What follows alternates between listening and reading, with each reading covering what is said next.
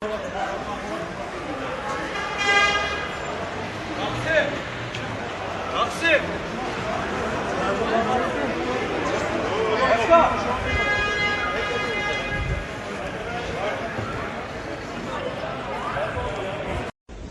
Ay şunu aramam lazım. Gitti ya. Dur sakin ol. Ay şunu aramam lazım. Dur. Korkmuştu çok. Deprem oldu. Büyük bir deprem oldu. Abi canı diye bağlamamız lazım. Dur abi. Hala sallanıyor.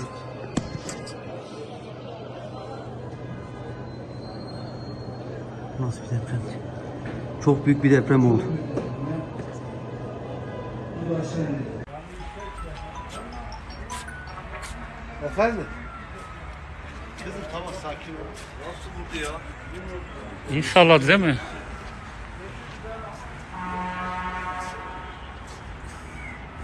Tamam oğlum tamam. Depremle kork.